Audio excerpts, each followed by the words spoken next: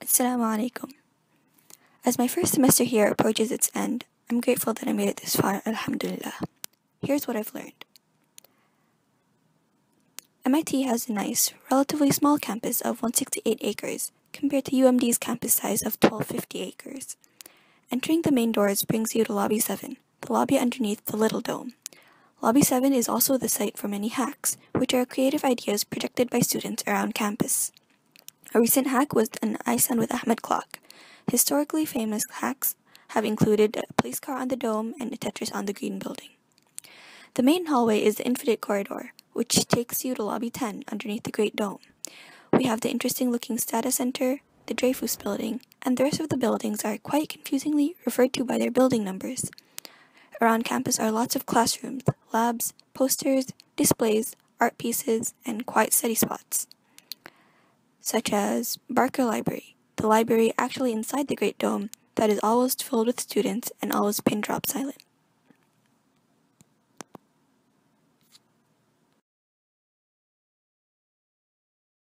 The campus is located at the southeast border of Cambridge and just a bridge away from the bustling city of Boston. We're close by to Harvard, Tech Square, the Massachusetts General Hospital, and museums like the MIT Museum and the Museum of Science, both of which are free to students. Undergrads can choose from 11 dorms or other fraternities, sororities, or independent living groups. Personally, I live in McCormick Hall, the only all-female residence hall. My room is a bit plain, lightly decorated with gifts and crafts, and is usually semi-clean. I have a single, so my many alarms every morning don't bother too many people. My floor is quiet and peaceful, but the whole dorm isn't like that. It's a great community of friends, upperclassmen, graduate resident tutors, and resident advisors, so there's always someone to turn to. There are lots of great facilities for people to hang out and work.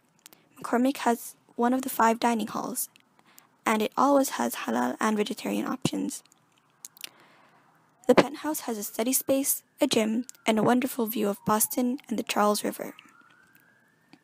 Finally, we have the brown and green living rooms, which serve not only as places for socializing, but also for P-setting. P-sets, or problem sets, are our unit of homework for most technical classes. They are sets of problems due every week or every other week. While they sound simple, P-sets are made to be much more difficult than what is learned in class.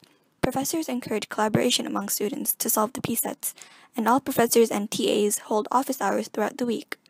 I think the spirit of collaboration really makes the experience different from high school, and late night and early morning P-setting is definitely a bonding experience. We're supposed to declare a major by the end of freshman spring, and at the moment I'm considering bioengineering, material science and engineering, mechanical engineering, and maybe computer science. Hopefully my classes will give me a better sense of what I want to study. I'm taking 5 classes, 4 of which are 12 units. 511, or Principles of Chemical Science, 1801A and 1802A, a 6-week review of Calculus 1, plus a semester of Calculus 2 that goes into IAP. IAP is Independent Activities Period, a month in winter break where students have the option to take credit or non-credit classes. Then I'm taking 801L, Classical Mechanics, which also goes through IAP. It's taught by Professor Alan Guth, widely known for proposing the concept of cosmic inflation. By the way, although I'm not taking 712 or bio, it's taught by Professor Eric Lander, one of the leaders of the Human Genome Project, and Professor Robert Weinberg, who discovered the first human oncogene, which is pretty cool. For my Literature and Communications class, I'm taking 21L003, Reading Fiction. Finally, 1200, Solving Complex Problems, is a 9-unit class, part of the Terrascope program. It's a problem-based class, where we take a huge problem, this year it was global food security, and try to come up with a solution. We research the scope of the problem, learn about resources, do more research, write articles, do more research, make a website, do more research, and finally present our solution. You can check out mission2019.com if you want to learn about this year's project. But life is not all work and no play. The best thing about freshman fall is that all of our classes are on a pass-no-record grading scale.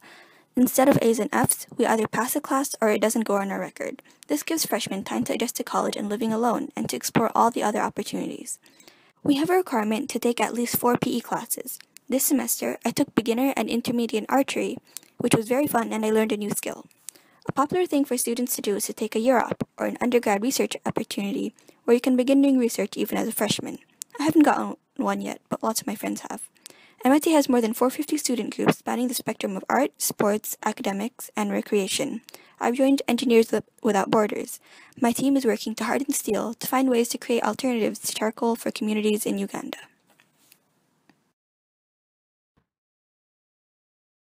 Finally, there is the MSA. We have a nice close-knit community. We meet weekly for Connect, where our chaplain discusses topics relevant to our experiences.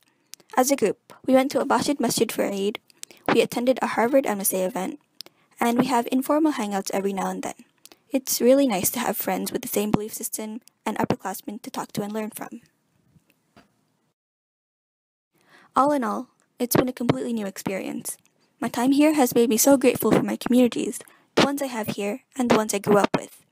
My time here has made me think about what I want to do in life, and has reminded me to always keep in mind my goals. And as I meet so many inspiring people, I realize that I have a long way to go. But, as I learned from my time back at Al-Huda, hard work with the right intentions is always worth the effort. Jazakumullahu khairan.